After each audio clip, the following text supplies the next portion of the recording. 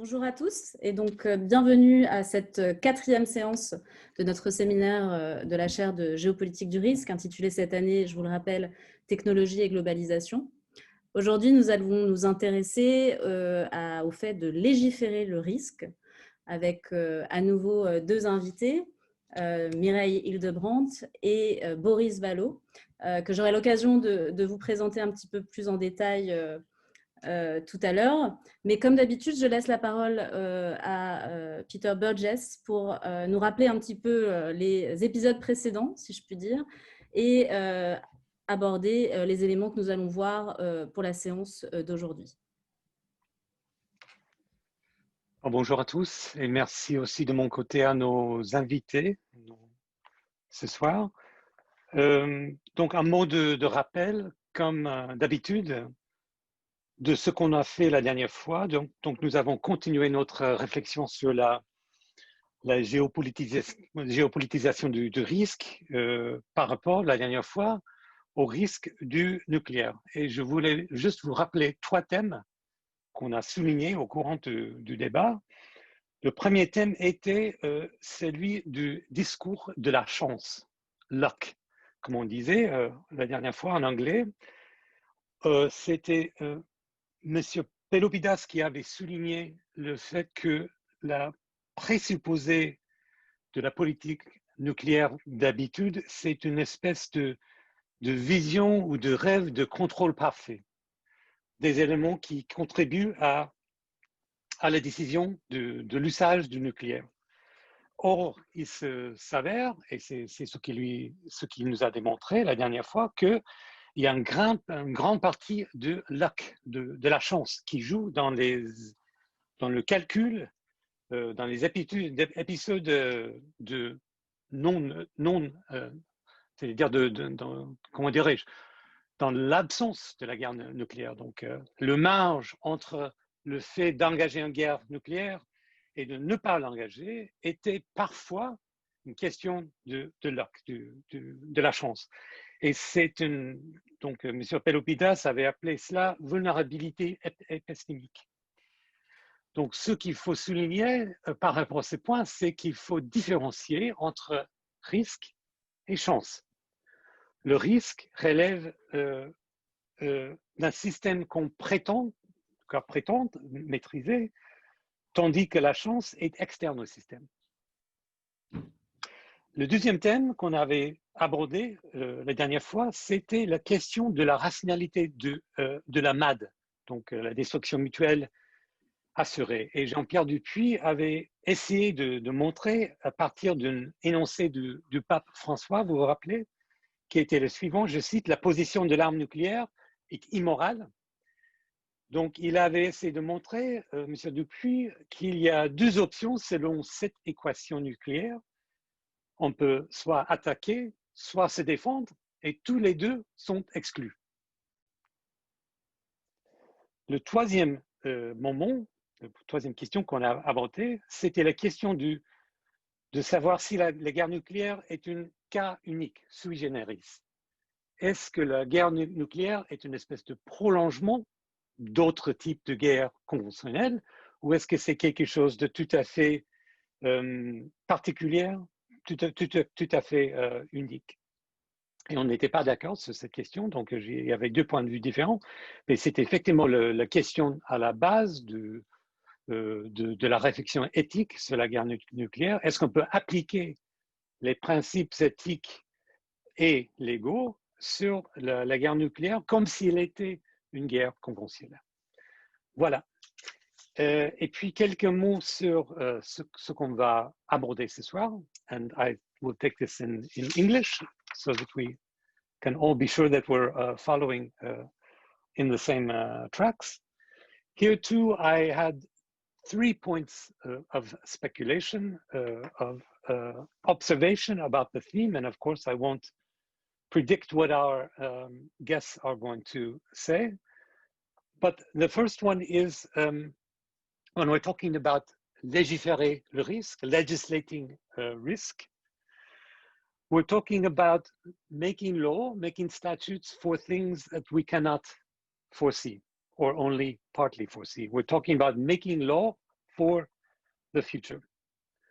And of course, some of the major risks that we try to make laws for are, on the one hand, and this interests in particular Professor Hildebrandt, questions of the impact of different technologies on privacy and the protection of personal data.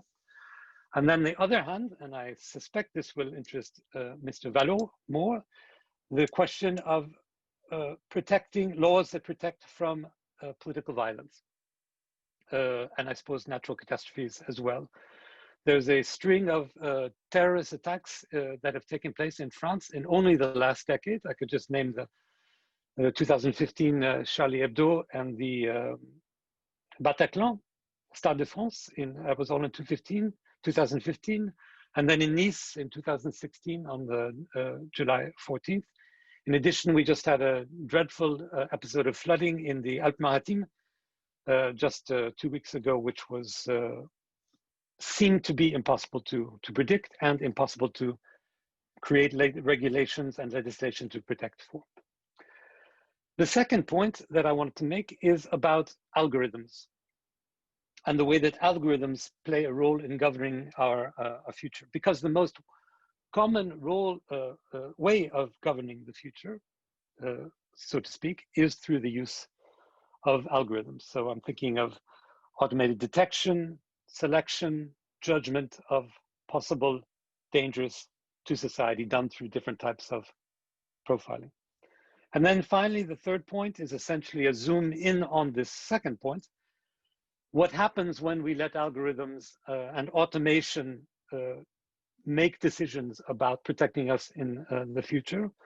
Well, the volume of this work becomes so vast that we need to have algorithms to protect us from the algorithms. So essentially, how does, just to take the neighborhood example of Facebook, how does Facebook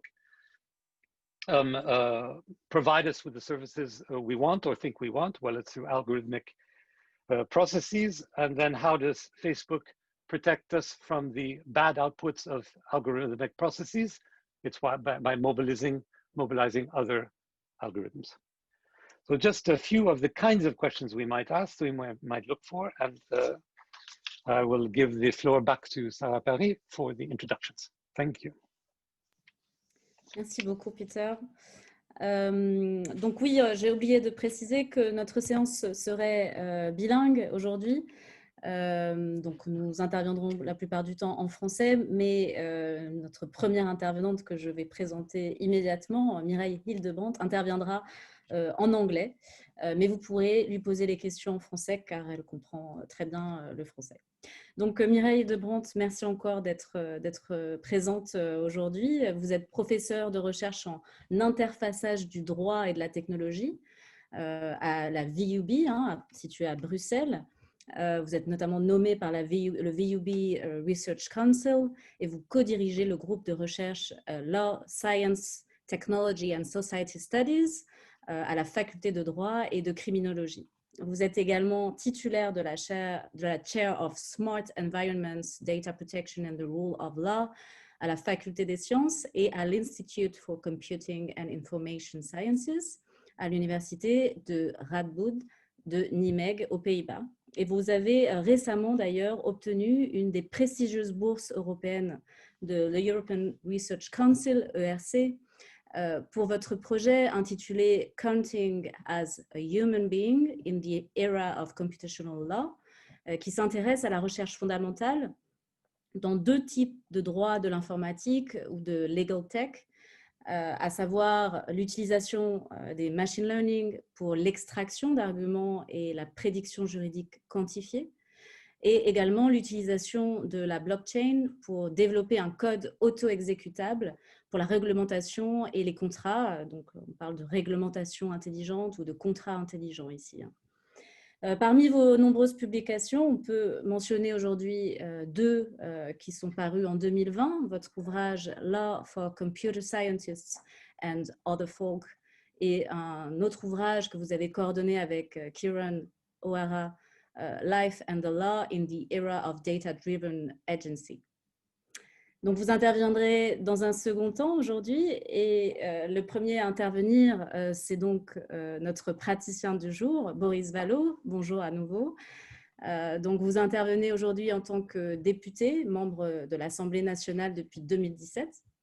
Vous incarnez donc une partie de ce corps législatif français, puisque votre rôle en tant que député, au-delà de la représentation des citoyens, est de contribuer à faire tout simplement les lois. Cependant, j'imagine que votre témoignage montrera que les choses sont en réalité un petit peu plus complexes dans le système français, avec un rôle notamment important de l'exécutif dans ce travail législatif, puisque de 2013 à 2017, vous avez été successivement directeur de cabinet du ministre de l'Économie, secrétaire général adjoint de la présidence de la République, puis conseiller du président de la République. Vous avez donc eu à gérer, anticiper un certain nombre de risques, voire de proposer des mesures législatives. Il faut également souligner que vous êtes haut fonctionnaire et que vous avez occupé des responsabilités dans les préfectures du Gard, des Landes et de Saône-et-Loire. Et donc, votre expérience du risque et de sa gestion, elle s'inscrit quelque part à différentes échelles, à la fois en amont de la fabrication de la loi, en aval, quant à sa mise en application et bien sûr au cours de sa fabrication.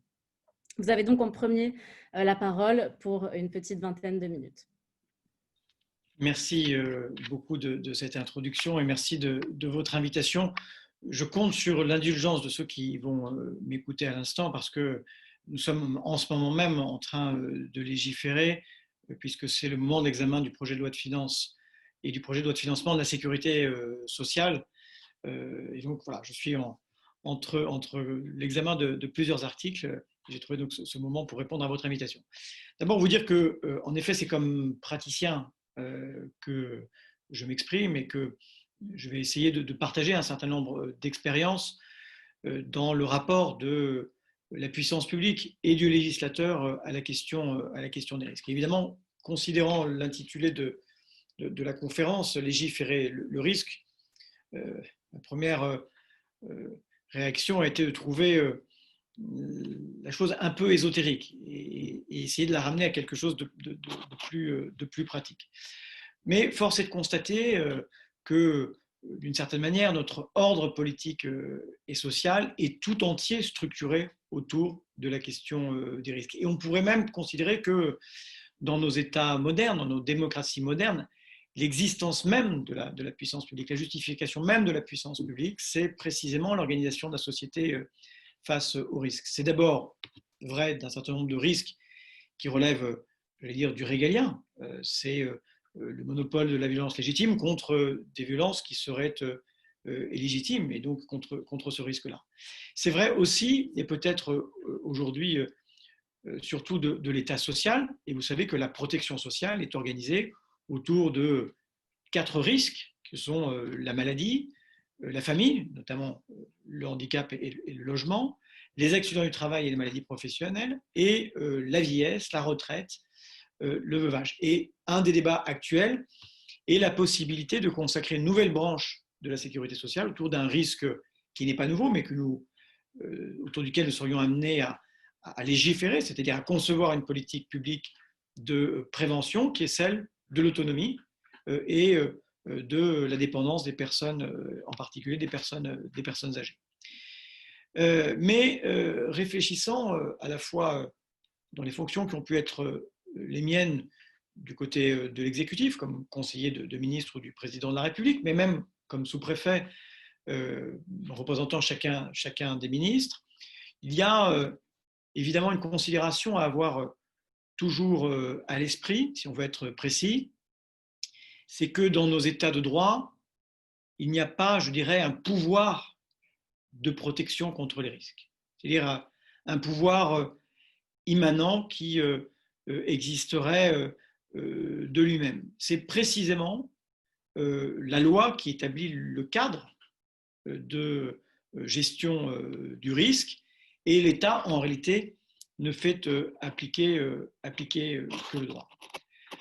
La difficulté qui est celle du responsable public, qu'il soit du côté de l'exécutif ou du côté du législatif, est dans la diversité des risques qu'une société extrêmement averse au risque nous demande de prendre en considération.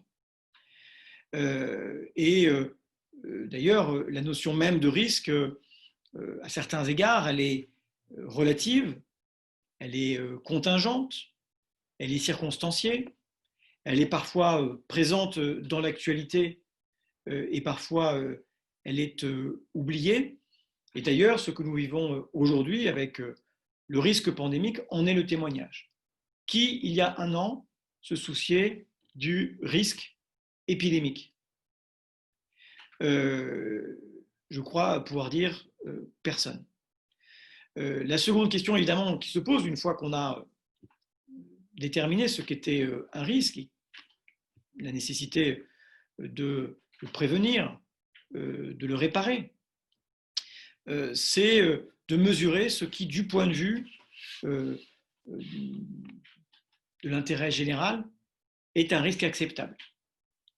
Et évidemment, ça n'est pas évident, c'est toujours une mise en balance. Songez par exemple que, en ce moment, la difficulté du président de la République, à moins de 2 heures de son expression à la télévision, est de mesurer la réalité du risque en ayant à sa disposition des avis scientifiques qui parfois sont contradictoires. Et le décideur public, il est face à ces difficultés-là entre parfois un professeur Raoult d'un côté et son contradicteur de l'autre, chacun aussi savant dans son domaine, et il y a au milieu de ça la décision politique qui prend en considération à la fois le risque sanitaire, mais les conséquences économiques et sociales de sa gestion, c'est-à-dire la possibilité que naissent d'un risque pandémique d'autres risques, et notamment économiques et sociaux. Si je disais tout à l'heure qu'il n'y a pas de pouvoir de protection, c'est que, évidemment, prévenir le risque, c'est bien souvent porter atteinte à un certain nombre de libertés. C'est une mise en balance. Évidemment, ce que l'on donne bien souvent comme exemple presque archétypal, c'est le code de la route. Le code de la route, c'est la prévention du risque d'accident de la circulation, la prévention du risque de dégâts matériels et de dégâts humains, mais qui est sanctionné avant même qu'il se réalise. Lorsque vous ne respectez pas le code de la route et que vous excédez les vitesses de circulation qui sont autorisées, le risque ne s'est pas réalisé, vous n'avez pas eu d'accident, mais enfin, vous êtes néanmoins sanctionné. Et donc, il y a toujours cette question de la proportionnalité. Dans le rapport que la puissance publique a au risque, il y a cette mise en balance permanente et qui, lorsque le risque se réalise, évidemment, peut prendre une nature tout à fait singulière, c'est une nature pénale.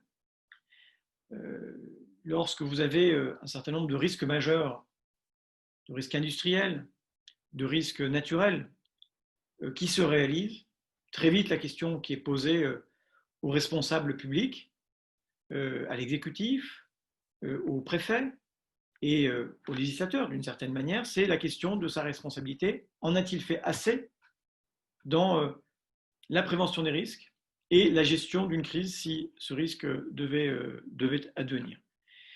Et c'est exactement ce qui se passe dans le moment que nous sommes en train de vivre avec la crise du Covid. Nous sommes au seuil d'une seconde vague qui pose la question de la préparation de l'exécutif, de la préparation de la puissance publique dans la gestion de cette pandémie. J'ai un souvenir personnel que je voudrais partager avec vous. C'est quelque chose du risque et de la réponse que la puissance publique et l'exécutif et le législateur peuvent apporter. C'est celui des attentats, et vous l'avez évoqué tout à l'heure, du 13 novembre.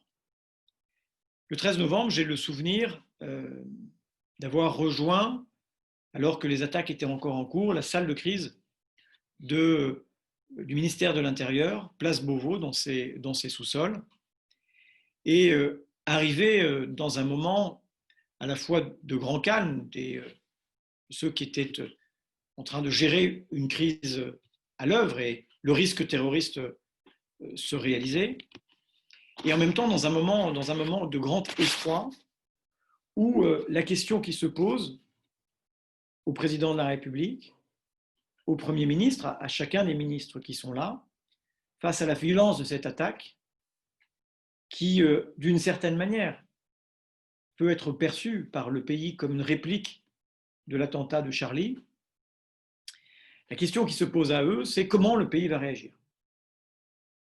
Comment les oppositions politiques vont réagir. Est-ce que le pays va tenir? Est-ce que l'opposition ne va pas clouer au mur le gouvernement en mettant en cause sa responsabilité, en lui disant « Nous avons déjà eu une attaque, vous avez été incapable de prévenir ce risque terroriste qui est majeur ». Et à ce moment-là, évidemment, il y a ce moment de doute. Et le déclenchement de l'état d'urgence, dans ce moment-là, donne moins à la puissance publique des moyens supplémentaires de répondre à la gestion de la crise et à la prévention de ce risque, même si évidemment ce sont des moyens exorbitants, qu'il ne s'adresse en réalité à la psyché d'un pays qui est traumatisé. Et ce qu'il y a de tout à fait singulier, c'est à la fois dans cette soirée dramatique et dans les semaines qui suivent, c'est la disponibilité des citoyens de troquer une part de liberté pour plus de sécurité. Et la nécessité qu'il y a, de la part notamment du législateur, de conserver l'équilibre entre cette sécurité et cette liberté. Ça a été le débat sur l'état d'urgence et sur le contrôle de l'exécution de l'état d'urgence. Et dans ce cadre-là, le rôle du Parlement était double. Il était de considérer à la fois le risque terroriste et le risque d'atteinte aux libertés publiques. Et il arrive que le législateur, en tout cas je crois que c'est sa responsabilité et c'est comme ça moi que je m'efforce de raisonner, doit demeurer à la fois à l'écoute de ses concitoyens et ne pas céder aux passions, au jugement à l'emporte-pièce. Il doit résister à la tentation de gouverner par les préjugés, au risque lui-même d'être gouverné par les préjugés, et il doit tenir cet équilibre. Légiférer le risque, pour moi, c'est d'abord ça, trouver cet équilibre entre la liberté et la sécurité en toute matière. On l'a vu sur le risque terroriste, on le voit s'agissant d'un certain nombre de risques majeurs. Qu'est-ce qu'un risque acceptable? On le voit également sur un certain nombre d'autres sujets qui sont des sujets d'actualité. Je pense à la loi bioéthique qui nous a occupés, ou à la question du déploiement de la 5G qui occupe aussi le débat public et qui pose des questions d'équilibre entre la liberté et les risques, par exemple, d'atteinte à la dignité humaine. Et donc voilà, le travail de législateur, il est celui-là, trouver systématiquement la bonne balance entre des principes qui, à un certain moment, peuvent paraître contradictoires. On est dans un moment qui est particulier avec cette crise du Covid. Vous savez, nous avons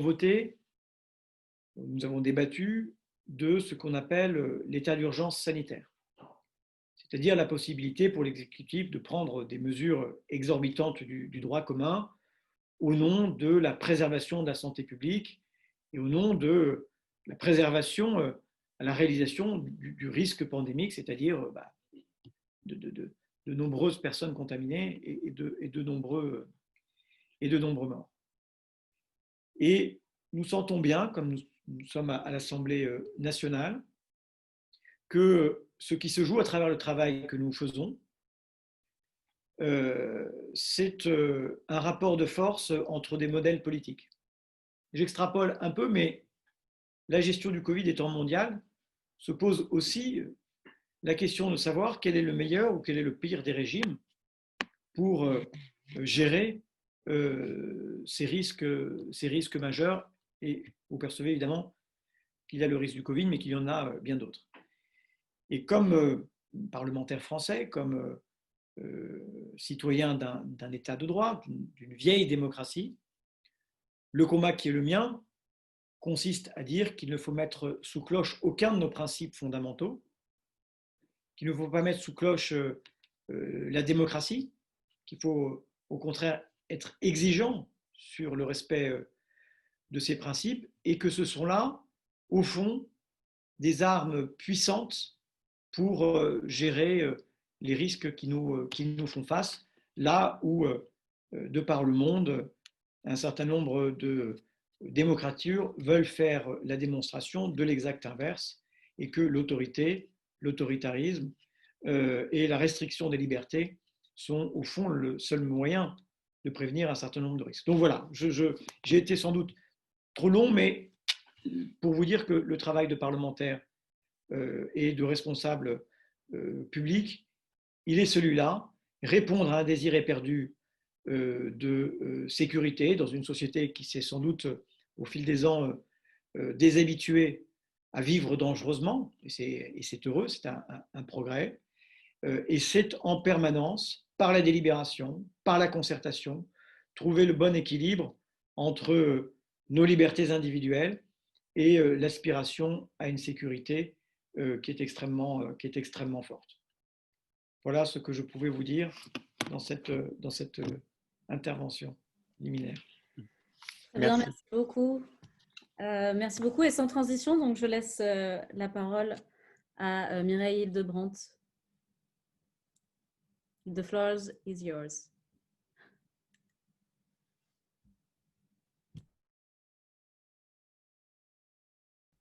We can't hear you. Mireille, we cannot hear you.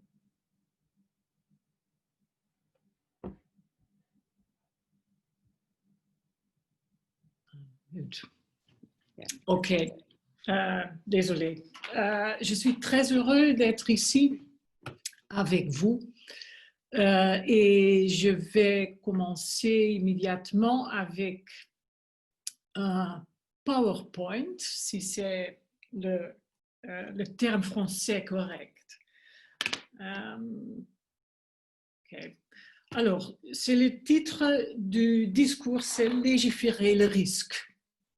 Et je m'ai demandé qu'est-ce que ça veut dire, légiférer le risque. On peut mitiguer ou éviter un risque, mais comment légiférer un risque? Mais non, je crois qu'on ne peut pas faire ça. Cette expression, je crois, suppose modifier le sens de légiférer. Et je crois que c'est très intéressant. Mais ce n'est pas un verbe transitif, je crois aussi en français. Et alors on peut légiférer pour raison de X ou contre Y, mais légiférer le risque, c'est plus difficile. Alors, je vais parler d'autre chose. And that also means I'm going to continue in English, because without text on the screen, I wouldn't be able to continue. So I want to talk about risk reduction as a legal obligation. So what is the function of doing an impact assessment or a risk assessment in the law? I want to look at this from 4 perspectives. First, I want to quickly go into Andy Sterling's seminal matrix of uncertainties, where he distinguishes between uncertainty, ignorance, ambiguity, and risk, to enable us to have a more precise understanding of what is risk compared to uncertainty, etc. Then I want to place the idea of risk assessment in the law. Of course, the idea of taking a risk approach to all sorts of things within the sphere of the legislator is now very common also at the European level. And I want to place that back from where it comes from. Risk assessment comes from operations research, and it's closely aligned with the regulatory paradigm, which is a very specific understanding of what law actually does. Then I want to qualify the idea of thinking in terms of probability, anticipation, by briefly thinking together with a statistician who wrote about qualitative probability. Because I think that's the type of probability the law normally speaks about. And I will try to illustrate that by referring to the risk approach taken by the GDPR. And by that time, you are going to shut me up. So let's start with, let's just shift something, otherwise I can't see the slide. So let's start with, so I have a question. Can you properly see the slide, or do you see the images? Are they crossing the slide? I think we see everything. We see a slide on the left and 4 lines on the right. Oh, okay, because, yeah, good. So Andy Sterling makes a distinction between 4 terms, risk, ambiguity, uncertainty, and ignorance. And he bases that on 2 axes. So the one X is what sort of knowledge you have about probabilities, about mechanisms. Basically, that means you're looking back because you're either basing this knowledge on data, on inductive things, inferring things from, let's say, big data these days, or you're doing it knowledge-based, we would probably say code-based. But all that is in the past. The other X is about knowledge about outcomes. Do you have a proper idea of what is basically the threat you are talking about that you want to avoid or prevent or somehow manage? So what he says, I'm now trying to,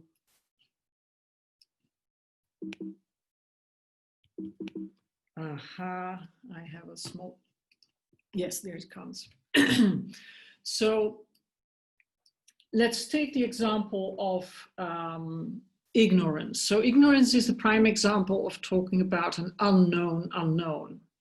So threats that you could not have guessed at. So it's very difficult to give examples because if we would know that sort of threats, they would not be in that realm. Of course, you can look back and say that certain things that happened, that we basically had no idea about them happening. It means that both the distribution of probability, so how this comes about, what is the chance that it will happen, you don't know anything about that, but also you don't know what you're talking about. So it's very difficult to anticipate that. If you look at uncertainty, that basically means you have a fair idea of the outcome. Let's take the example of COVID. So we know the outcome is people getting infected, people getting sick, people going to the hospital, and also people dying. So the outcome is quite clear, but we have very little scientific knowledge at this moment that is sufficiently consolidated to know about the probability distribution. For instance, if you take the example of the employment of contact tracing apps that are all at this moment forward-based, that means you're trying to break up a chain. And if it is correct that there is a huge dispersal based on super spreading events, that means that there is no linearity. It's not that if you contain a lot of people, that will do the trick because of this dispersal. So that is the so-called K value.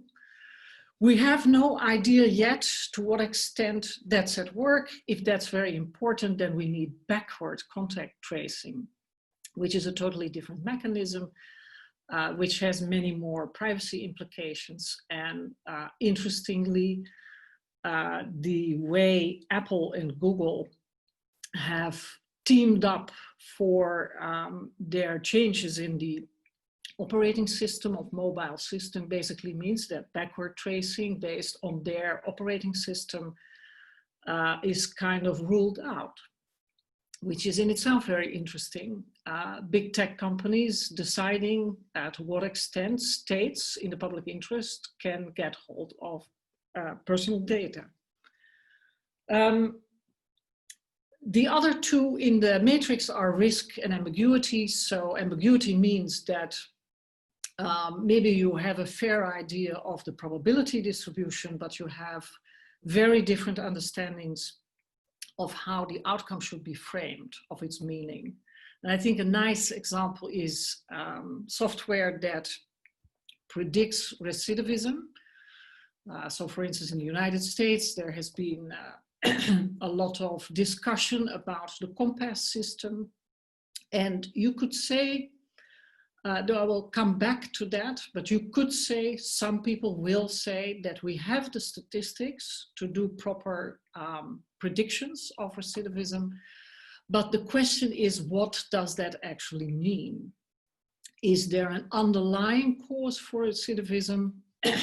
And of course, the whole problem with COVID, with the COMPAS software, is because of the disparity between the predictions for Black people and for white people, where the error in the prediction is the same. But in the case of Black people, that error is to their disadvantage. While for white people, that same error is to their advantage. So if you think that there are underlying issues, the reason why Black people in the data recidivize more often, then this whole problem is shifted to the realm of ambiguity, because basically you do not agree about the meaning of this measure of recidivism. Now, you're in the corner of risk if both the outcome is clear and the probability distribution, so the mechanism that moves towards this outcome is clear. In that case, you can quantify, and a lot of problems are solved. Okay, let's go. Yeah. In line with that, yesterday I ran into an article in Foreign Affairs on different ways of anticipating threats or risks. And I like to quote from that, this particular quote. Basically, the article is about two different attitudes to the future. So one attitude is to take your data or prior knowledge and extrapolate from that. So machine learning basically extrapolates from data. So it's an inductive engine, but you can use knowledge expert systems. Then you're inferring from prior knowledge. And as we all know, current frontline work in artificial intelligence tries to combine those two, but they're both based on what you already know or what you already have historical data. You can't train an algorithm on future data, and though that sounds very obvious, it has enormous implications. And the author of the article pointed out that as long as you stick to what you already know or to the data that you already have, you are going to be somehow constrained. And they describe the history of thinking in terms of scenarios, which was initially used in policy circles, but then went into business circles and was slightly more quantified. And they write scenarios are not supposed to be predictive. They're meant to be provocative, challenging planners' assumptions, shaking up their mental models of how the world works and giving them the cognitive flexibility to better sense, shape, and adapt to the emerging future.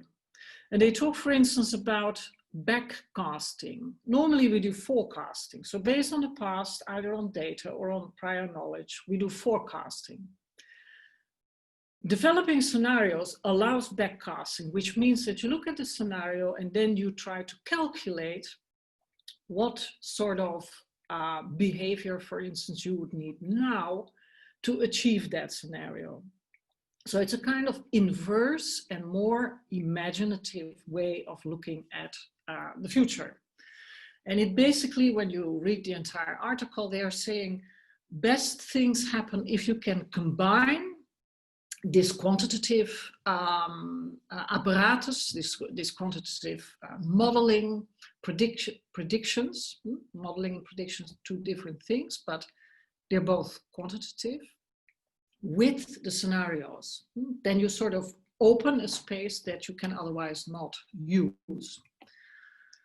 Okay, I want to take a sidestep and look at how this relates to the idea of regulation. So some people think that legislation is the same as regulation, especially in the United Kingdom and the United States. The term regulation is often used as synonymous with legislation. I think that's a mistake. I'm putting up a quote here of a very famous article written by Julia Black in the UK, Critical Reflections on Regulation. It's a very thoroughly researched article where she, towards the end, so there's a lot before this, defines regulation as follows. And she's not only talking about acts of parliament, she's not even only talking about positive law, because she takes a pluralistic approach to the law. So she says regulation is a sustained and focused attempt to alter the behavior of others according to defined standards or purposes with the intention of producing a broadly identified outcome or outcomes which may involve mechanisms of standard setting, information gathering, and behavior modification. And I'm very much interested in that last part of the sentence. When you look at the regulatory paradigm, when you look at policymakers who think that legislation is the same as regulation, and then interpret the idea of regulation according to the cybernetic understanding. The cybernetic understanding of risk assessment and regulation comes from, as I said, operations research and cybernetics, which was sort of began at the same time as artificial intelligence, though the streams of cybernetics, Wiener and artificial intelligence, McCloskey, etc., were opposing each other also. The core idea here is that you do three things. You do standard setting, so you determine what outcome you want to achieve, for instance, in terms of critical infrastructure or public health. And you also set the standards, so there's behavioral norms. And you don't have to think in terms of law. We're talking cybernetics here. After that, you do monitoring. So you check whether behavior is compliant with the standard. If it is not, the third point comes and you try to modify behavior. So you try to influence citizens' behavior. Now, my big problem with this attitude to legislation, if you confuse regulation with legislation, is that you're basically treating your citizens as pawns that you're pushing around on a chessboard. You're talking about trying to influence people instead of saying we're living here under the rule of law. People are agents that we take seriously, and they are co-legislators in the end. The whole idea of democracy even of the representative and deliberative democracy, is that the government is there in the name of the people that have chosen them. So it's a very different way of looking at legislation. Okay, now again, I'm shifting gears and I'm going to think about the idea of qualitative probability. So I want to move away from this quantified approach to regulation and legislation. And I want to seek an ally in somebody who knows everything about statistics.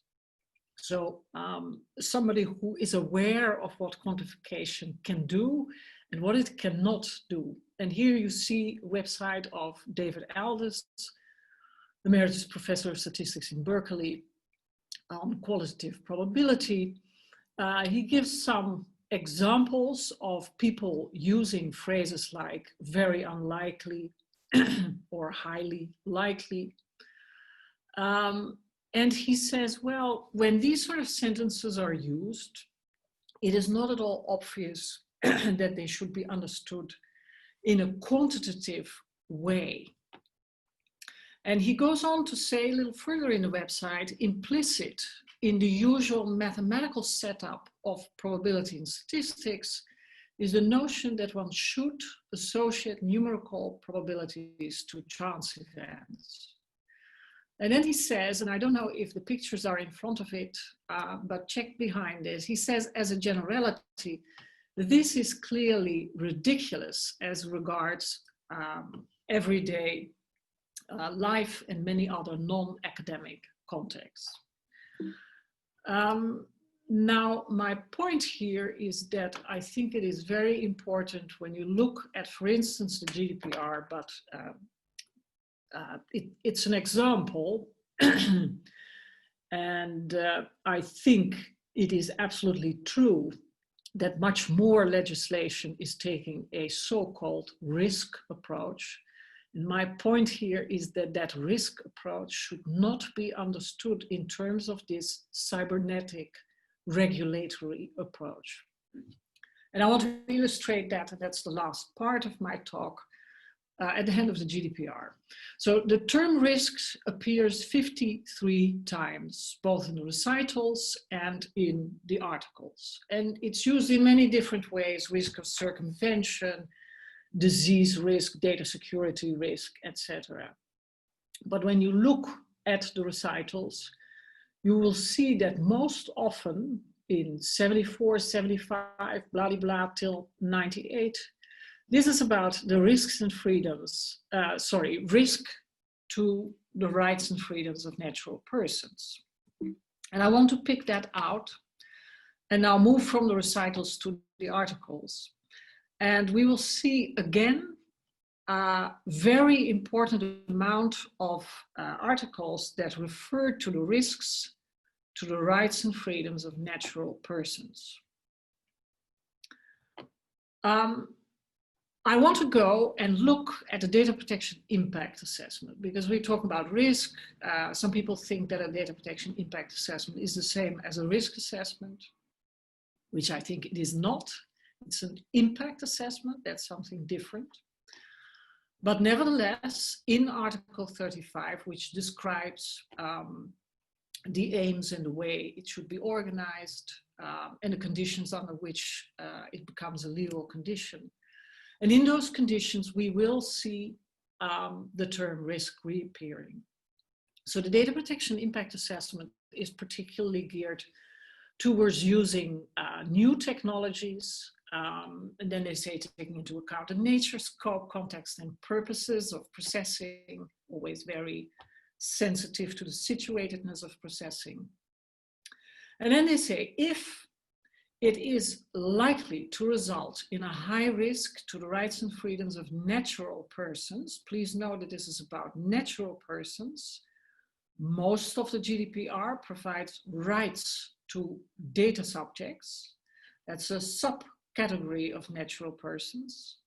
It's only that subcategory where personal data of a particular person that is identifiable, not identified, but identifiable by that data. Whereas natural persons, that's all natural persons. So it's a much broader protected category.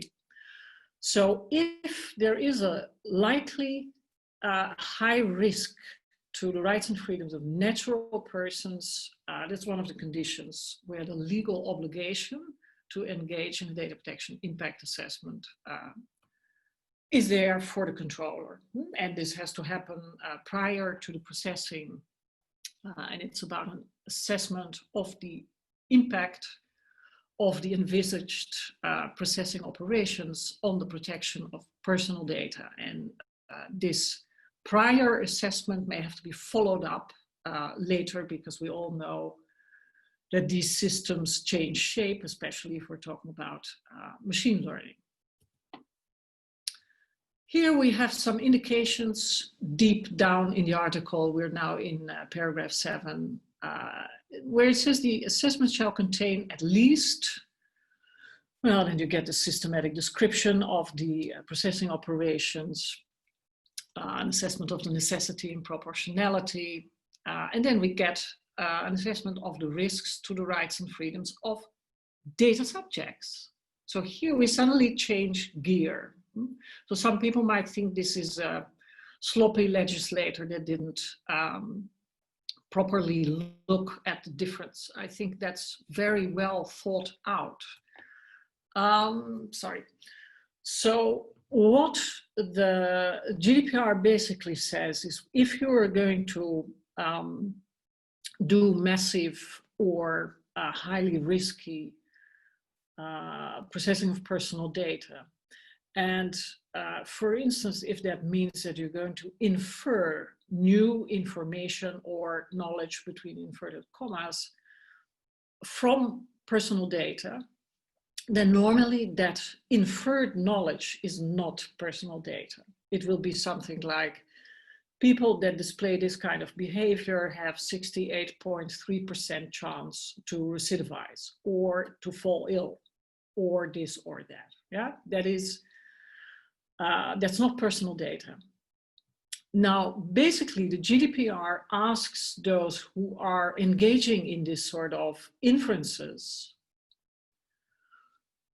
to foresee that the application of that knowledge, which is not personal data, will affect other data subjects, because as soon as it's applied to people and it has consequences for them as individuals, yeah, they will be data subjects again. So what you basically see in Article 35 and other articles is that the European legislator has foreseen that these inferences may cause risks to the rights and freedoms of natural persons, even if their data has not been involved. I think that's really forward-looking. At the end of that article, the data protection impact assessment is shown to involve also measures to mitigate these risks, to address them, and that is, amongst others, data protection by design and default. So we go quickly to Article 25, and here again we see that the legal obligation, so this is not about privacy by design, that's an ethical obligation. There is no legal obligation to do that. If we look at the legal obligation of data protection by design and default, then the condition that determines whether that is necessary is again risks of varying likelihood. So this is no longer high risk as in Article 35, and severity for rights and freedoms of natural person. And then there's a whole lot of other details that we're not going to go into. This is my last slide. My claim is that what is called a risk approach in the GDPR is fundamentally what we normally would call a precautionary approach. And if you know the literature on precautionary approach, that is about uncertainty and not about risk. If there is a risk, that means that both the probability distribution and the outcome is clear and quantifiable. If that's not the case, So maybe you have a clear picture of the outcome, but you don't know the probability distribution. Then you're in the realm of uncertainty, and then you need a precautionary approach, and that's something else.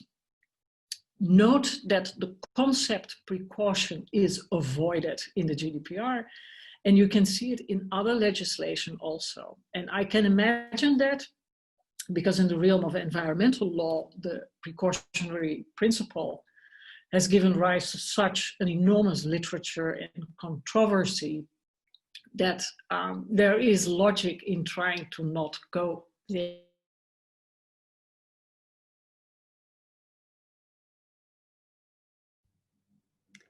We lost you, Mireille. There again. Yeah. Sorry. Okay. Oh, no, we lost you for a second, but it's okay. fine. I'll go back 1 second.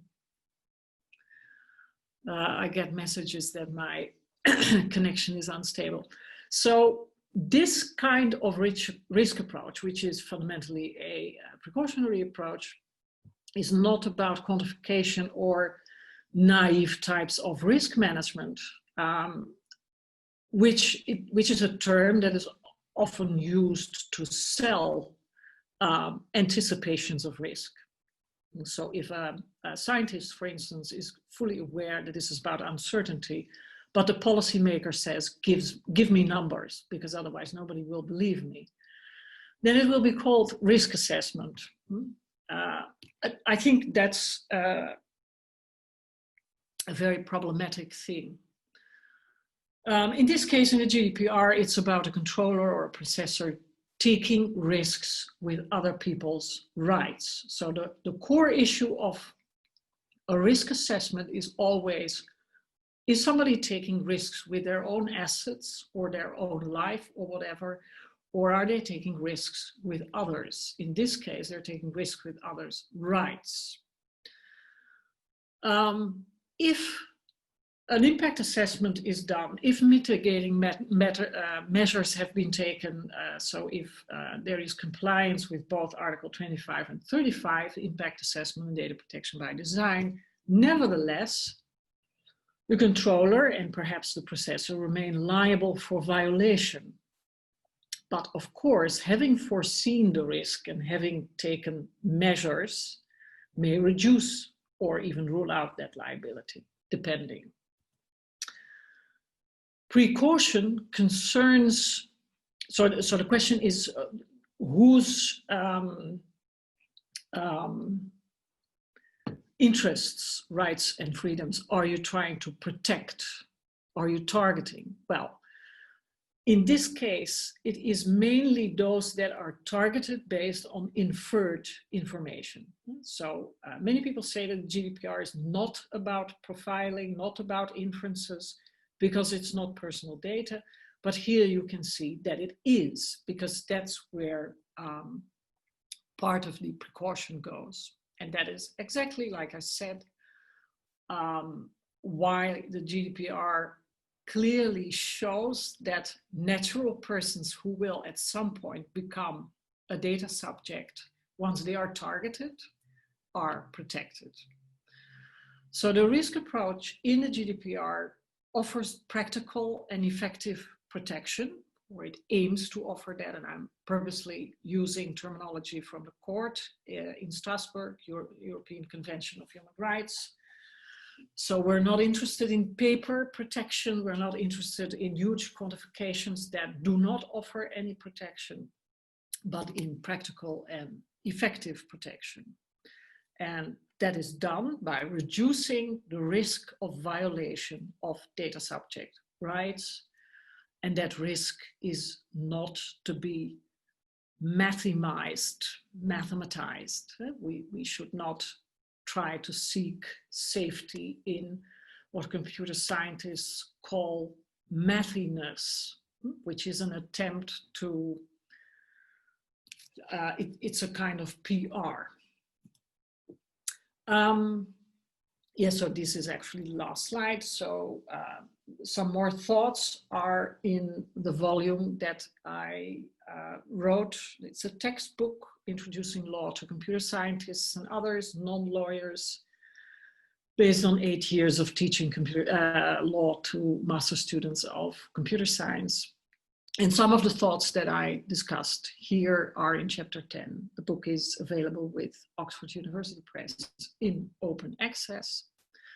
And let's now go dark and light. Thank you so much, Mireille. Thank you both for your presentation. Merci à tous les deux de vos interventions. Alors, en vous écoutant très rapidement, deux éléments me semblent ressortir de manière assez intéressante et ô combien importante. La première, évidemment, c'est cette question de la responsabilité qui surgit constamment lorsque l'on réfléchit à la question du risque et d'autant plus à la question de l'incertitude. Alors, j'aurais peut-être une question un petit peu plus rapide pour Mireille de ce côté-là. Sur le fait que, donc si j'ai bien compris son intervention, on assiste quelque part dans l'appréhension au risque à un glissement des réponses qui se situerait plutôt au niveau d'une gestion de l'incertitude plutôt que d'une gestion de risque. Et donc, en ce sens, elle rejoint la deuxième notion qui m'apparaît extrêmement importante dans vos deux interventions, qui est celle de la question de la temporalité. Et en ce sens, il me semble que dans l'intervention de Mireille, ce qui ressort également, c'est que cette réponse apportée au risque, du coup, elle répond à cette temporalité de l'incertitude et elle implique comme réponse d'intervenir encore plus en amont que si on était confronté à une gestion du risque. Donc, je voulais qu'elle développe un petit peu plus peut-être cette dimension-là.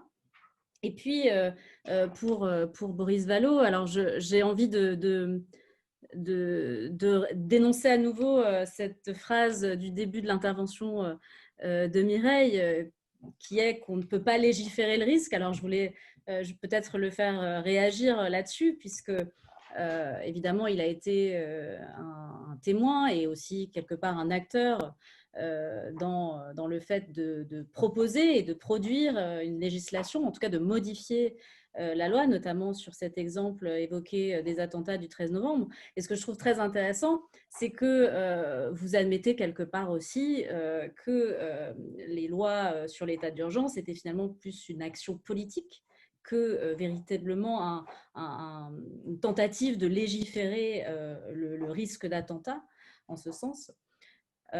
Sauf qu'évidemment, les mesures sont rentrées dans le droit commun. Donc, je voulais un petit peu l'entendre sur cet élément-là et notamment, encore une fois, revenir sur cette dimension de la temporalité parce qu'il me semble que bien souvent, lorsqu'on est confronté à un événement inattendu, catastrophique, quand on est décideur politique, il y a peut-être comme réponse presque automatique de proposer une loi comme moyen d'action politique.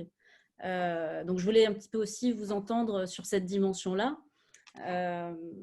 puisque souvent, il me semble qu'on a tendance, notamment pour revenir sur cette question des attentats, et puis il s'avère que j'ai un petit peu travaillé sur ce sujet, donc je connais un petit peu le sujet, et c'est vrai que bien souvent, on a tendance à légiférer pour ensuite, en tout cas, essayer d'analyser les potentiels risques de récidive et sans nécessairement analyser les nouveaux risques produits par cette nouvelle législation.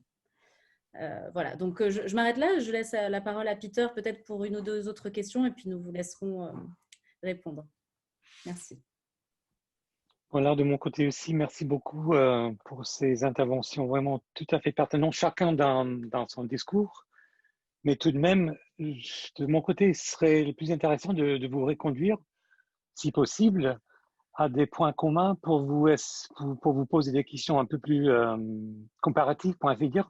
Et là, je vois une possibilité sur cette question sur cet énoncé de Mireille, que je ne suis pas tout à fait sûr d'avoir compris, sur la législation et la régulation. Donc, et sur le comportement des citoyens. So, Mireille, you said legislating risk regulation is a way of influencing the behavior of citizens. Did I understand that correctly? And And then if you could clarify that, and Boris Fallot, if you are agreeing with this. So what I was trying to say is that in the Anglo-American discourse, the term regulation is often equivalent with legislation and with law. And that is both outside lawyers. So for instance, technical people will say, oh, we're against regulation. And they basically mean they don't want the legislator to impose any constraints on their innovative being busy. But it's also within the law. So in the UK and the United States, there is an enormous literature on legal theory on what it means to legislate that sort of reduces legislation to behavior modification, to behavior influencing, using nudging, etc.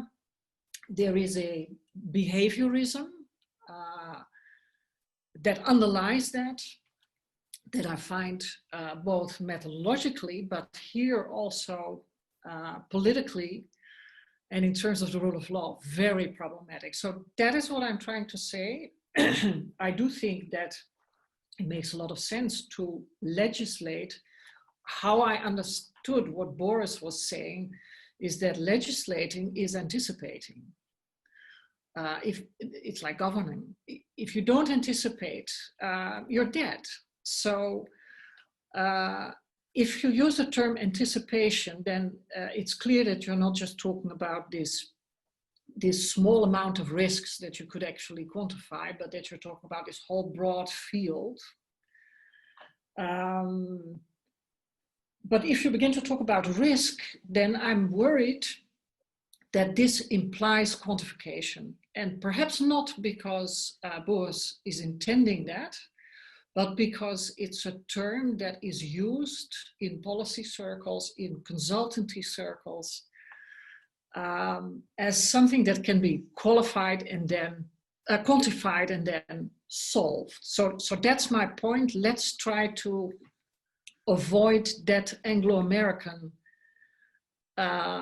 equivalence, which may not play out in France, but my impression is that it's very colonializing, that way of thinking. I can see it in other jurisdictions, this attempt to reduce legislation to behavior modification.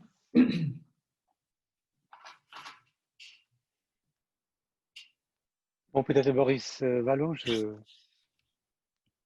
Oui. Bon, peut-être être précis peut-être sur les mots. Légiférer le risque, ce n'est pas abolir le risque. Et de ce point de vue-là, je rejoins l'idée qu'au fond, légiférer et réguler peuvent être, à certains égards, des termes similaires. L'abolition du risque, évidemment, ce serait peut-être une utopie, mais une utopie totalitaire. En réalité, quel est le rôle du législateur et de l'État? C'est d'être un réducteur d'incertitude. Parce qu'au fond, ce qui est le trait commun de notre époque, c'est l'incertitude. Dans un monde qui est, j'allais dire, de plus en plus sûr, l'aversion au risque et à l'incertitude est très grande. Et ce que je crois que les citoyens attendent parfois de façon excessive, c'est cette sécurisation de toutes les dimensions de leur existence, j'allais dire, de la naissance à la mort. Ce qui fait qu'en réalité, qu'il y a autant de risques qu'il y a de préoccupations des individus. Alors dire qu'on ne peut pas légiférer le risque, en fait, nous passons nos journées à légiférer le risque. Le risque de tomber dans la dépendance quand on vieillit, c'est un risque sur lequel on légifère. Et quand on dit on légifère, c'est-à-dire que nous concevons une politique publique d'adaptation de la société au vieillissement, de prise en charge des personnes pour qu'elles demeurent autonomes le plus longtemps possible, et nous réduisons les risques par la mise en balance par exemple, du niveau de cotisation ou d'impôt d'un côté et le niveau de prestation de services, la qualité de nos services publics de l'autre. Et nous le faisons sur tous les sujets. Et la première des questions, c'est est-ce que, au fond, nous avons la même appréciation de ce qu'est un risque, de ce qu'est une vie risquée? Est-ce que l'on peut légiférer sur tout? Par exemple, on sait qu'il y a des risques pour un enfant d'avoir, par exemple, une mère qui fume ou qui boit beaucoup pendant la grossesse. Est-ce qu'il viendrait à l'idée d'interdire, pour prévenir ce risque, à une femme qui fumerait d'avoir des enfants? Non, donc on est toujours dans cet équilibre-là. Donc, dans la régulation, moi je trouve que la méthode qui est proposée par Mireille est tout à fait intéressante. Elle est très anglo-saxonne. Hein. Je ne suis pas certain d'ailleurs, pour avoir vu les choses de près, que nous ayons en France tous ces outils nous permettant de faire la jonction entre la statistique, les sciences cognitives, les sciences du comportement, etc., etc. Quand on est législateur, et je réponds aussi à la question qui a été posée par Sarah sur la temporalité, on gère de l'humain. On gère de l'angoisse, on gère la cohésion ou la division d'une société. On gère la peur que l'on peut nourrir vis-à-vis de l'autre, vis-à-vis de tels progrès scientifiques. Quand nous avons rendez-vous tous les 5 ans pour examiner la loi bioéthique, et au fond, on aurait pu considérer que 5 ans avant, les risques qui avaient été débattus demeurent identiques. Et ce qui était un risque 5 ans, 10 ans avant n'est plus perçu comme le constituant 10 ans plus tard. Donc voilà, il y a cette temporalité-là, mais c'est évidemment la régulation, c'est évidemment la réduction du risque et partager un risque qui est acceptable, qui est collectivement acceptable, même s'il peut être individuellement inacceptable. Et c'est d'ailleurs la raison pour laquelle on peut avoir légiféré sur un risque et quand il se réalise, se retrouver quand même avec une mise en cause de la responsabilité des décideurs publics. Can I add a little thing also to Sarah's question about the temporality? I like very much what Boris said about legislation is uncertainty reduction. I think that's absolutely extremely important, but I would say in the sense of coordination. So the law allows us to foresee the consequences of our actions in terms of legal effect, business. So the virus is not going to be affected by legal effect because the virus doesn't speak French, for instance, doesn't read the law, but we're trying to create legal effect in such a way that people are going to coordinate their interactions in a certain way. I want to respond to Sarah's question about temporality by the way I always sum up the work of Elena Esposito. Elena Esposito has written a book that came out in 2008, I think just around the financial crisis, but she wrote it before that. And the title of her book is The Future of Futures. And it is a book about financial techniques. Futures is, of course, a term for a specific kind of security. And I always sum up that book as our present futures. So you could say that the future only exists in the present, right? Because by the time the future exists, it's the present. So the future only exists in the present. Now, all the anticipations that we have, the different anticipations that we can make of the future, I call the present futures. So our present futures are going to impact the future present. We can develop a lot of present futures, but we have only one future present. And that future present is going to be co-determined by how we have imagined or calculated the future. And what interests me is the difference, because she writes about fintech, high frequency trading. So the use of algorithms in the financial markets. And basically what she is saying is that the actors that are using these tools are trying to reduce their own risk. And by doing that with these techniques, which are all producing present futures, they're causing havoc to our future present. And the way you speak about the function, the role of the legislator, that speaks to me. But when I hear people in the Anglo-American discourse, I see they're captured by this idea that if you can calculate everything, you can solve these problems. And of course, Silicon Valley has this same idea. So they're looking for a problem that they can solve, and then they begin to calculate. Now, there are two things. It doesn't work like that, but it's worse than that. Those anticipations of the future, those calculations, are going to change the only future that we have. And I think that's why I like so much what you say. The function of the legislator is to reduce uncertainty to a certain level so that we know how to coordinate our interactions. And a function is not to generate a whole series of calculated present futures that mess with that one future present that we have. So it's these are very different ways of understanding temporality, but they both have a performative effect.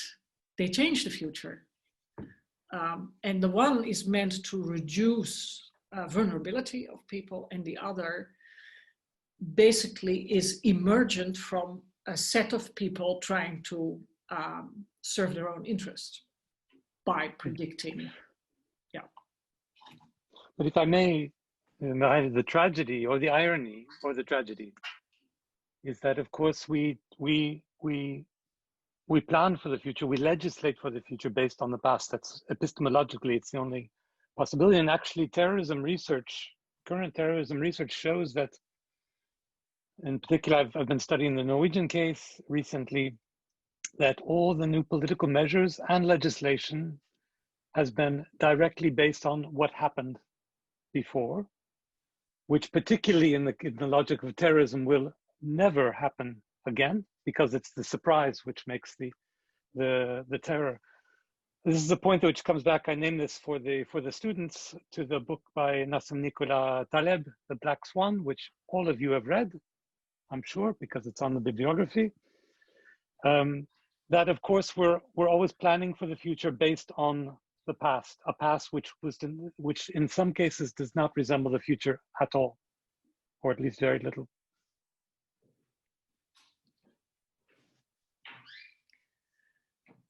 So this is basically what the article in the Atlantic, the quote that I took, I find absolutely fascinating. So there are two ways of looking at the future, sort of an extrapolation based on prior knowledge or inductive inferences. And there is looking at it from the other end, and that's about imagination. I'm sure some people will say that doesn't exist, will claim that imagination is either total nonsense or it's another word for extrapolations. And I totally disagree with that. I think if we want to survive and if we want to protect people, we need this imagination. And with imagination, of course, I don't mean let's all just fantasize and sit down together and have another Delphi session. It's much more than that. Thank you. Merci beaucoup. Alors, je propose de vous soumettre les premières questions de l'auditoire.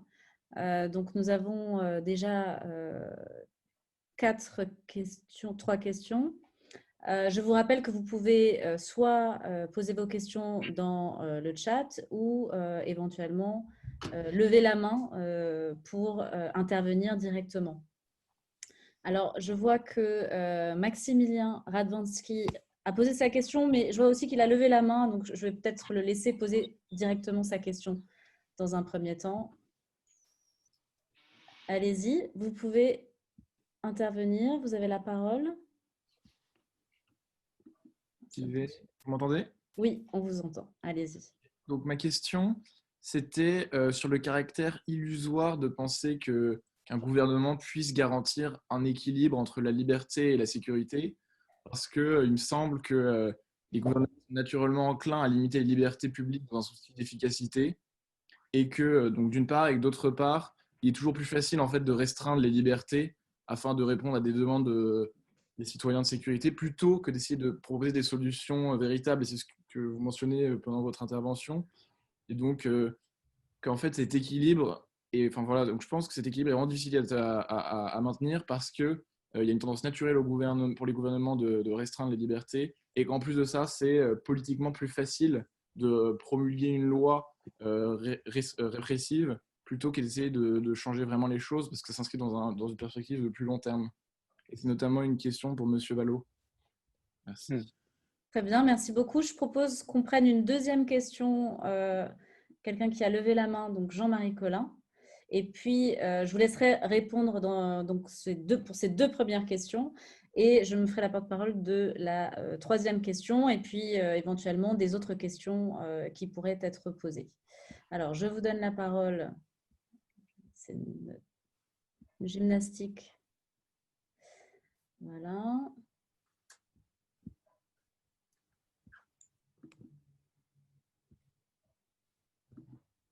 Il faut que vous vous démoutiez.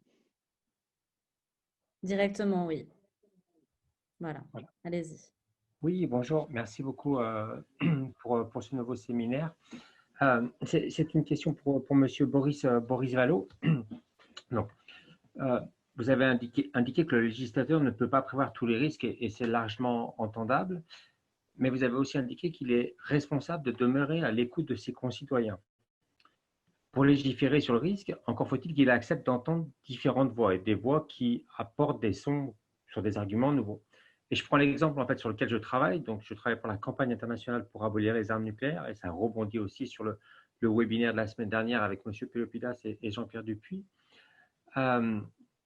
Clairement, en fait, depuis 3 ans, on essaye de rentrer en contact avec le législateur, avec les commissions des affaires étrangères et défense, et nous n'obtenons pas le droit d'être auditionnés. Je dis, on nous le refuse parce que ça fait 3 ans vraiment qu'on demande par des rendez-vous, des lettres. Donc, comment est-ce qu'on peut faire entendre en fait le risque aux parlementaires si ceux-ci refusent d'entendre des acteurs de la société civile et si ceux-ci n'entendent, donc les parlementaires, que des acteurs qui partagent une politique qui est celle suivent la politique de la France, pour qui finalement il n'y a pas de risque. Voilà, merci beaucoup. Très bien, merci beaucoup. Je laisse donc la parole peut-être à Boris dans un premier temps, et éventuellement à Mireille si elle veut réagir. Alors, d'abord pour essayer de répondre finalement à l'idée qu'il y aurait une sorte de pente fatale du gouvernement qui serait par essence incapable de maintenir un équilibre entre protection et sécurité. C'est évidemment toujours un risque. C'est évidemment toujours un risque. Et le rôle du législateur, du juge constitutionnel, des juges des libertés publiques dans l'application d'un certain nombre de mesures qui appellent des décrets d'application ou qui se traduisent en actes, eh bien, chacun doit veiller à cet équilibre. Mais le plus difficile, il est quand on est appelé à maintenir un équilibre que l'opinion publique demande de faire basculer dans le sens de plus de sécurité. Vous voyez comme moi de nombreux sondages dire régulièrement que les Français sont prêts à troquer plus de sécurité contre moins de liberté. Et que précisément, il faut savoir résister à ces pressions-là, à la pression de l'opinion qui peut être tout à fait conjoncturelle et qui nous apprend qu'une fois qu'on a légiféré dans un sens, le retour en arrière est extrêmement difficile. Et la conviction qui, moi et la mienne, je l'ai évoqué tout à l'heure, dans le moment que nous sommes en train de vivre, de bataille mondiale sourde de modèles politiques, c'est la défense éperdue de nos libertés. Et il faut convenir qu'à bien des égards, nous baissons la garde et nous infligeons des défaites à nos propres principes. Et dans un certain nombre de lois récentes, on a en effet été trop loin. Donc il faut avoir cette conscience-là. Mais l'histoire de l'état de droit, c'est ce rapport de force permanent et le combat contre les abus de pouvoir de la puissance publique. Mais je dois vous dire aussi que je crains aujourd'hui plus les abus de pouvoir de la puissance privée, parce que quand tout à l'heure Mireille évoquait la question des données personnelles, je dois vous dire aujourd'hui que dans le rapport de force entre la puissance publique et la puissance privée, nous avons à lutter contre ces abus de pouvoir parce que nous n'admettrions pas d'un État ce que nous admettons des GAFA. Je ne suis pas certain que nous admettrions du gouvernement français qu'ils connaissent aussi bien que Google ou que Apple ce que nous consultons sur Internet. Voilà. Alors là, je préjuge du fait que l'État ne le sait pas, mais je veux croire que l'État ne le sait pas. Donc voilà, il y a toujours cette exigence qui est une exigence démocratique, qui est une exigence républicaine d'équilibre. Il y a des risques contre lesquels les Français demandent à être protégés et qui ne sont pas objectivés. La peur de la submersion migratoire. Mais à quelle réalité est-ce qu'elle correspond? À aucune. Ça n'empêche pas qu'il y ait une demande d'une certaine manière politique très forte et qui peut se traduire par des votes et par des majorités de durcissement de la politique migratoire. Donc la politique, c'est ça, c'est aussi défendre des offres politiques qui soient garantes de ce qu'on a construit depuis des siècles du point de vue de notre philosophie politique. Donc oui, il y a cette pente, et la meilleure façon de résister à cette pente, c'est d'abord d'avoir une vitalité démocratique, c'est-à-dire un Parlement qui compte vraiment, ce qui n'est plus le cas dans la Ve République, qui, de mon point de vue, est à bout de souffle. On a besoin de dialogue social, beaucoup plus exigeant qu'aujourd'hui. On a besoin d'institutionnaliser, de traduire en institution la participation citoyenne, et pas comme un supplément d'âme de temps en temps pour servir les desseins de tel ou tel exécutif. Donc voilà, le meilleur des remparts, c'est quand même la vitalité démocratique. Ensuite, alors, sur la question il faut entendre tout le monde. Alors, je tiens à dire que je ne suis membre ni de la Commission de la Défense, ni de la Commission des Affaires étrangères. Donc, sauf erreur de ma part, je n'ai pas été personnellement sollicité pour auditionner. Moi, c'est très clairement un message que je peux faire passer à mes collègues qui sont membres de ces commissions-là. Et je crois savoir que, au moins pour un certain nombre de mes collègues, il y aurait des oreilles attentives, pas forcément exactement sur le même point de vue, mais en tout cas attentives à ce que vous pourriez dire. Mais ne pensez pas que les parlementaires ne soient pas en permanence sollicités par la société civile dans sa diversité. Tous les textes de loi sont précédés d'auditions exigeantes où nous écoutons des associations, des ONG, des syndicats, des chercheurs, des responsables administratifs, des responsables politiques. Et parfois, à 2 auditions d'intervalle, nous entendons défendre des points de vue radicalement différents avec autant de talent.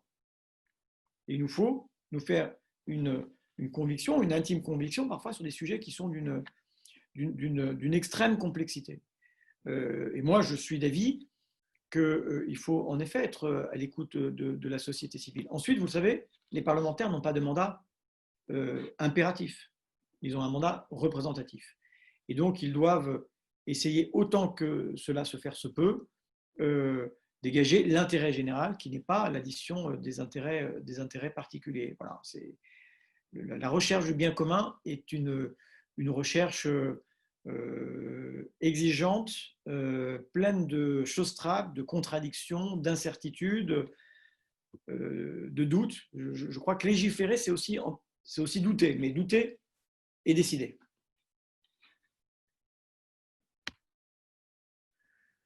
Très bien, merci beaucoup Boris. Je crois que Mireille avait envie de réagir, non? Yes, especially on the question of the balance between liberty and security. I think that's like a trope. It's something that it's like a buzz, whatever. So much has been written about this academically. That is, I think, very interesting. One of the questions is the distribution of this balance. So very often, the liberty of some should be given up for the security of others. And you just have to think of immigration issues to immediately have an example. But I think also in terms of terrorism, this is a very relevant question. So the distribution of this balance, who is asked to give up their liberty for whose security?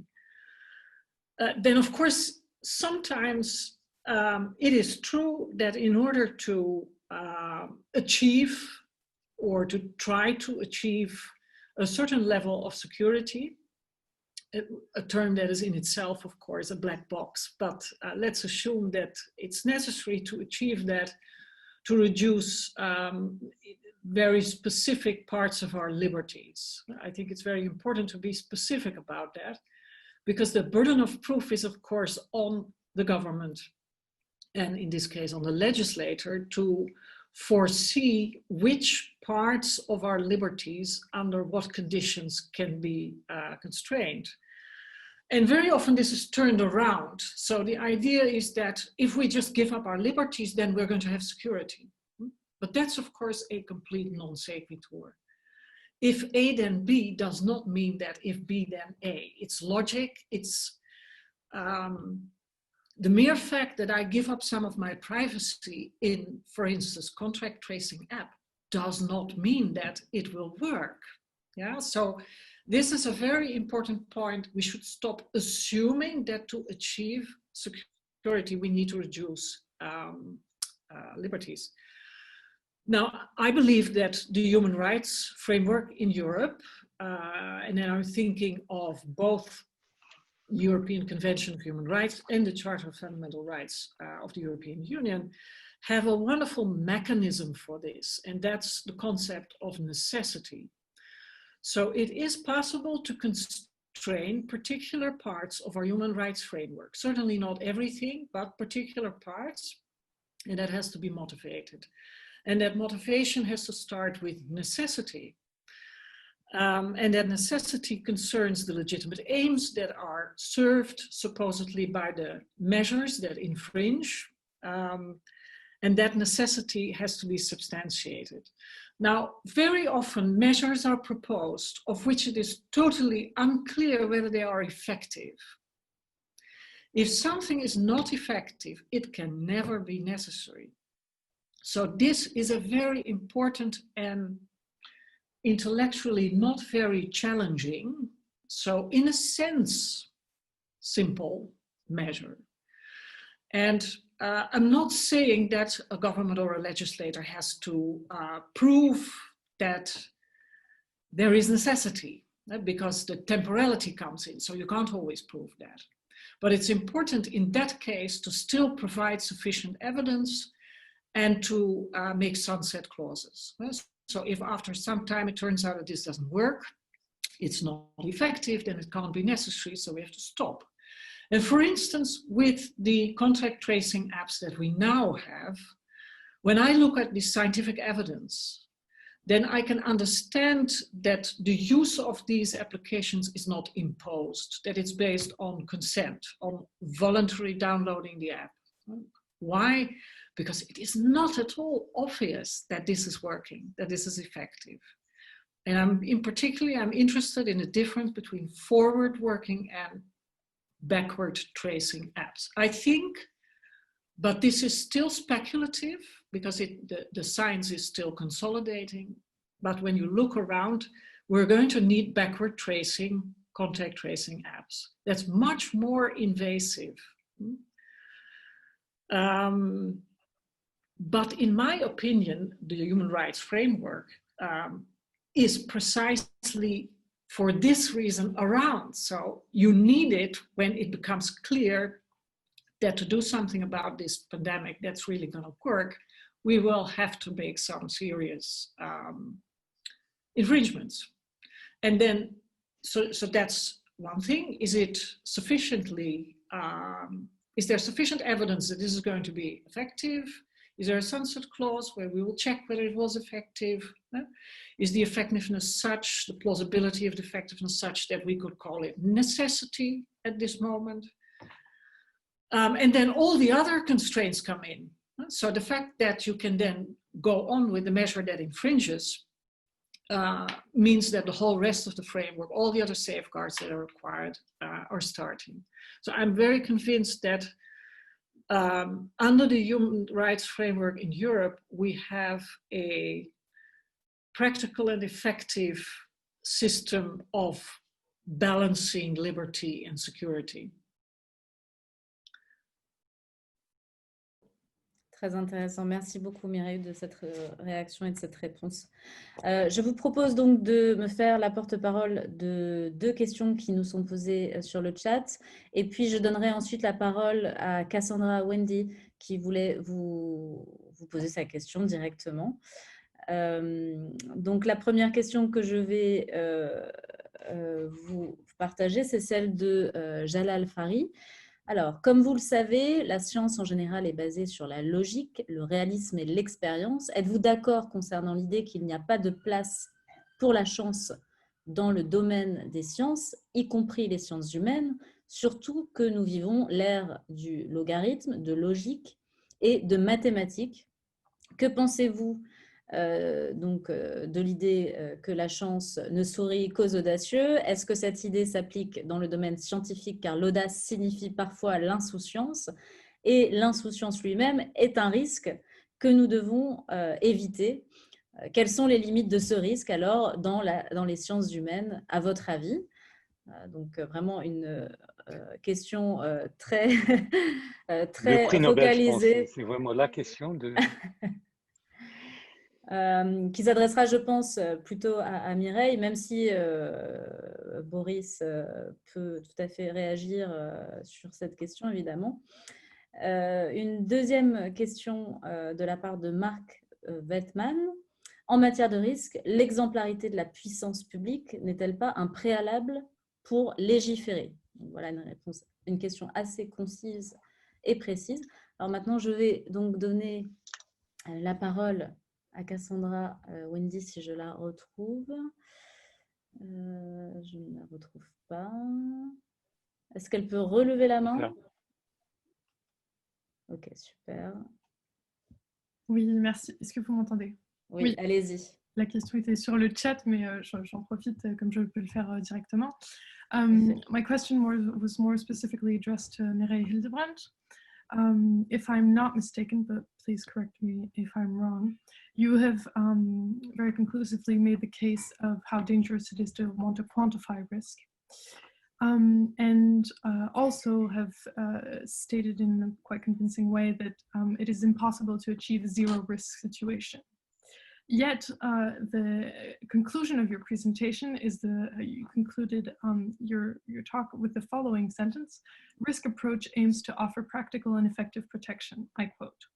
It seems to me that such a statement entails and presupposes that there are a finite number of risks, possible risks, from which we can be protected practically and effectively. And so I would wish that you articulate this with the stated impossibility of achieving a zero risk situation. Thank you.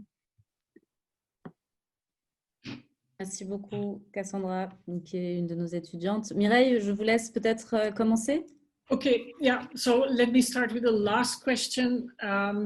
So what I try to do is to make a distinction between risk as one particular type of incertitude and to discriminate it from uncertainty, and to basically say there is only a very few uncertainties or incertitudes. That's the whole matrix. There are only very few that we could qualify as risks.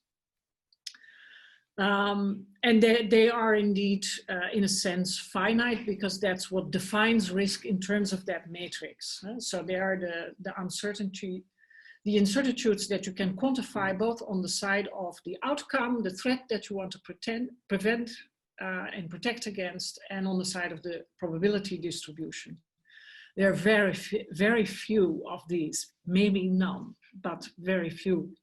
And if we encounter one like that, we'll probably solve it while walking along. Then I moved to something else. I moved to a discussion of the GDPR, where we see all this use of the term risk. And I take the position that though the GDPR uses the concept of risk, what they basically are referring to is the concept of precautions. So they're talking about non-quantifiable things. The risk to a fundamental right or a fundamental freedom can in no way be quantified, because it's not open to quantification or computation. So I completely agree with the person who asked the question. One, there is not a finite set of uncertainties. It's in the nature of uncertainties that they do not qualify as finite, in the sense that you could articulate them, then formalize them and solve them, as computer scientists like to do.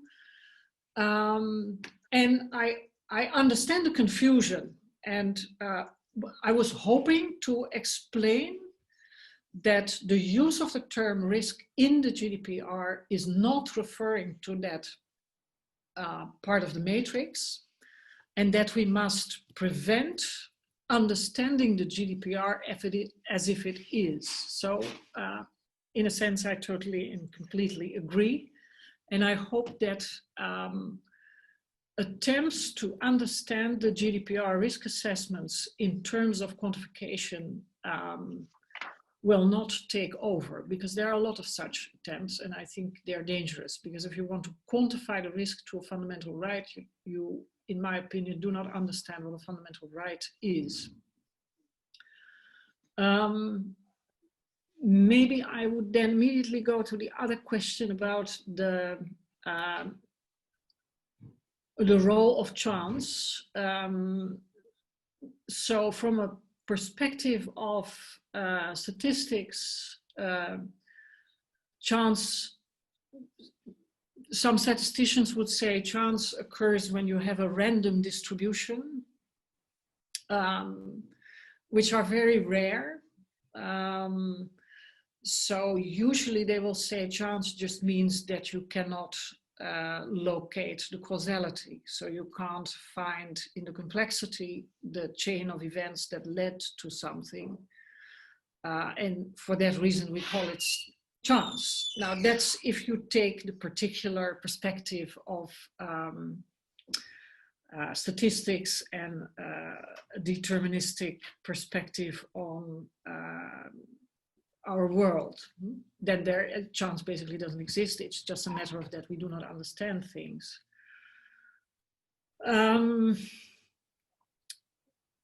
I like to remain agnostic there. I think it makes no sense to have all these metaphysical discussions. I have a position there, but I'm not sure that that discussion will bring us further. So I'm going to move on to the second part of your question, where you're basically saying that people that have guts, that like to break things, I smell Silicon Valley attitudes, and then achieve wonderful things, particularly for themselves, maybe not for others. That we should protect people against that. That's how I read the last part of your question. And I find that extremely interesting. My position about capitalism, because basically we're now suddenly in the realm of politics and capitalism. My perspective on capitalism is, if somebody dares to take a risk with their own assets, with their accumulated capital, and is willing to invest that and produce added value, I applaud that. But I don't like people who are in a position to take a risk with other people's lives, rights, and freedoms. That, I think, is a totally different matter. And a lot of the speak about disruptive innovation and break things and achieve wonderful things is based on that misconception. So to me, you're a hero if you dare to take risks. If you're audacious, that's also an English word, yes. But I don't find anything audacious in taking risks with other people's vulnerabilities, especially if you manage to cover your own back, meaning that you don't pay any taxes, you accumulate a lot of wealth that is not in danger, but a lot of other people are going to suffer because of your wonderful ideas and audacious nature. So I agree that we need a societal system where capitalism is tamed in that respect. So that's why we need competition law, consumer protection law, data protection law to prevent very powerful players that now have more accumulated wealth than governments do, and are capable of starting charities and funding vaccines with that. I think that mere situation already shows that this is the wrong way to take care of the public good and to achieve sufficient fairness amongst different groups. Thank you, Mireille. Je donne juste très rapidement la parole à Boris qui doit malheureusement nous quitter puisque le président de la République va intervenir dans quelques minutes et en tant que responsable politique, il doit évidemment suivre cette intervention. Peut-être quelques mots de fin, Boris? Non, simplement pour dire à ceux qui ont eu la gentillesse de nous écouter jusque-là qu'ils vont pouvoir, à travers l'intervention du président de la République, être directement dans les travaux pratiques parce que les informations que j'ai sur les annonces qui vont être faites dans quelques minutes sont bien la mise en balance de restrictions supplémentaires de liberté pour prévenir le risque de l'extension de la pandémie. Donc on en est là, il y aura un travail parlementaire à faire puisque non seulement l'état d'urgence sanitaire vient d'être décrété sur l'ensemble du territoire national, mais nous aurons à nouveau à légiférer dans quelques jours sur un nouveau texte et à l'occasion duquel, notamment, nous demanderons, en tout cas pour ce qui me concerne, un contrôle accru du Parlement sur la mise en œuvre de cet état d'urgence sanitaire. Voilà, en tout cas, je voulais vous remercier et vous prier de m'excuser parce qu'il faut que, en effet, je rejoigne mes collègues pour écouter le président de la République. Merci beaucoup, Merci beaucoup, monsieur le député Boris Vallaud, et bon courage pour la suite. Je crois qu'on peut encore prendre 2 petites minutes. Peter, je crois que tu voulais peut-être poser encore une toute petite question à Mireille ou bien conclure. Est-ce qu'on a, oui volontiers, est-ce qu'on a déjà posé des questions de monsieur Veltman là sur la puissance publique? Oui, je l'ai transmise. Je crois qu'elle s'adressait surtout à Boris Vallaud. D'accord. No, I think actually I think the 2 questions, the question of Cassandra and then the one after that, we could have put them together. I mean, you took them one after the other, really, but I feel, Mireille, that you often speak of quantification of risk and let's say interpretive methods of analysis of risk as sort of two ends of two poles, two ends of a pole. And I wonder if they're a bit more closely together and if we shouldn't distinguish between quantification of risk, which is essentially using statistics, as you pointed out, I think, and then instrumentalization of risk, which is a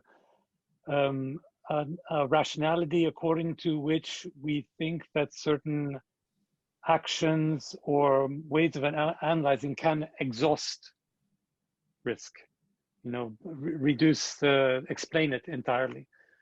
And I think they're different in a way, but it seems like you use them synonymously. Or do you see the difference there, or do you think it's an important difference? Sort of interpretive methods versus instrumental methods versus statistical methods. Yeah, so two things. What I learned from Andy Sterling is that this is an empirical question. So we can do theoretical things, but to distinguish between a risk and an uncertainty, he says you have to look. You have to look whether you have access to the probability distribution and whether you have access to the outcome, when you have knowledge about that. So, and I rather like that. That's why I like the distinction between risk and uncertainty. There's also ignorance and ambiguity, which I think is also very important. But let's now frame it in terms of the difference between uncertainty and risk. In both cases, you know the outcome that you don't want. You want to prevent or preempt or reduce or whatever. But in one case with risk, you have probability distributions, you have access to that. And in the other case, you don't. And what often happens in policy discussions is that the policymaker forces the scientist to just create that probability distribution because he says, otherwise I can't do anything and they won't listen to me. I just need some numbers. And Andy Sterling, I once met him and he told a wonderful story about how civil servants kept on asking him that and he just refused. And he said, okay, if that's what you want, go to somebody else.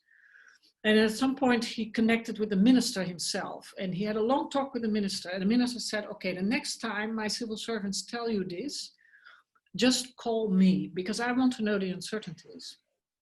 And he did.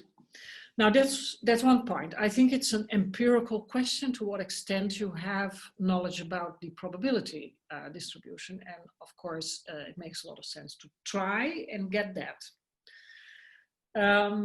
Now, the second thing, which I find very important is that every quantitative approach assumes a qualitative approach for the simple reason that a quantification always assumes a qualification. And this is something from Michel Calon and John Law in a wonderful paper. If I want to calculate recidivism, then I have to decide what counts as recidivism.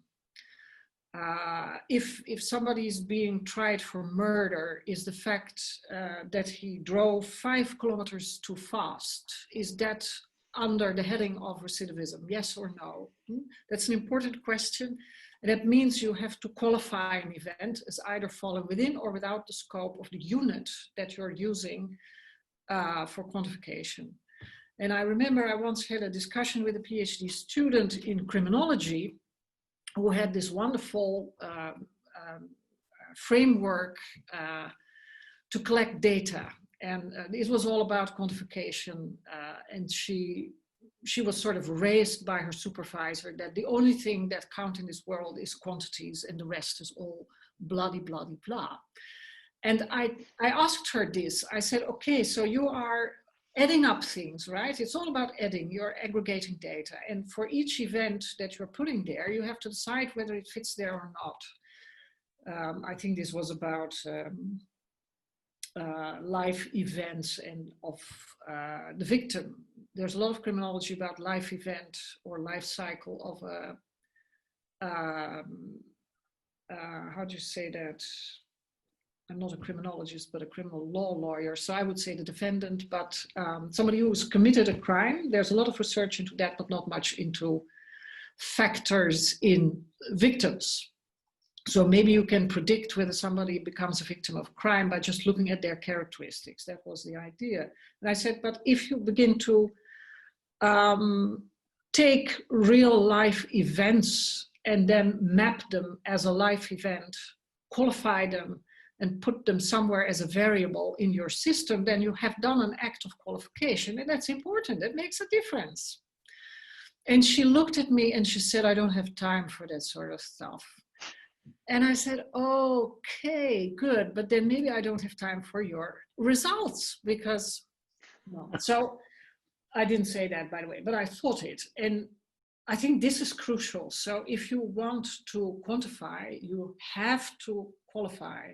And this is also one of the reasons why risk assessment and ambiguity are both incertitudes. And if we don't agree as a society about the qualification, then the quantification is false and gives a totally wrong picture and does not resolve any problem because one person will read something totally different into it. So I'm trying to open that black box. And I think it will help us to be much more effective because I do agree that quantification is a very important tool. It's just not the only tool and it's always entangled with qualification. Merci beaucoup. D'accord. On peut peut-être terminer là, Sarah? Oui, alors j'allais dire justement que la conclusion de la professeure Mireille Hildebrandt est parfaite pour notre transition pour la séance de la semaine prochaine, puisque nous parlerons de la police prédictive justement et toutes ces questions de qualification, de quantification, de catégorisation jouent évidemment un rôle assez important dans ces processus-là. Donc, nous recevrons la semaine prochaine la chercheuse Angèle Christin de l'Université de Stanford et nous recevrons comme praticien un juge d'instruction à Paris, Benoît Hurel. Je vous remercie encore une fois, 1000 fois, professeur, d'avoir participé à cette discussion. Évidemment, on vous retrouve la semaine prochaine pour cette prochaine séance. Bonne soirée à tous. Merci à vous. Au revoir.